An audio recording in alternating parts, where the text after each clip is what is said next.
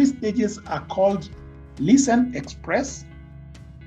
The second stage is called remember, forget. And the third stage is called strengthen and failure. Now, let's talk about the first phase. The first phase is when the listen, express. In this phase, you sense that God is calling you to do something. So you sense there is a need to draw near. Maybe there's a need to draw near to God. Maybe there's a need to pray. Maybe there's a need to fast. So you're spending more time in the Word. You're trying to listen, to really listen and distinguish what is it that you need to do. Now, there are two parts on this phase. First one is to listen, and the second one is to express. There is a whole interpretation there where you have to be careful to listen to what God has said and then interpret that as much as you can interpret it based on the circumstances that are around you. So you're listening for the connection between what God is saying and the problem that you are seeing. And you express it. You may express it in writing. Sometimes you may not get a clear connection. And this can be a very confusing time. And the second phase is called remember, forget.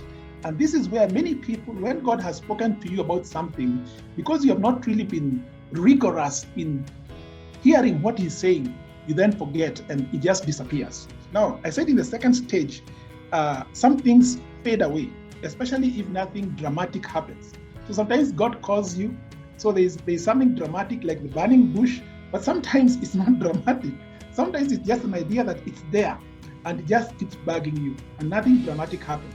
So if you don't have the rigor of putting it in writing and following it up and praying about it and seeking God about it, it disappears. So this fading away or forgetting requires you to put what God has put in remembrance. Strengthen and failure. Now, you may find that some things are working and some things are not working.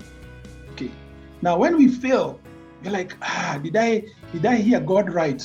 Should I really go ahead with this thing? When the frustrations come. But the point in the third stage, you have stepped forward, you have put your toes in the water. Now you may succeed or you may fail, depending on how you have defined whatever it is that you are doing. Now, the most important thing is to be sensitive to how things are going, to look carefully. Now, when you see things are working, you want to put strength there. You want to focus on that and build it up. There are certain things that aren't going to work. You want to note those things. You want to see, could I have done something better in a different way? So you strengthen that. So failure in this phase, in that phase, the strengthen and failure. Failure is a great asset in this phase. When things don't work, there's something that it's telling you. So normally, especially if you have been socialized around failure as something bad, you won't be able to go through this phase. Okay. Now, you have to learn fast, and you have to build a network of support.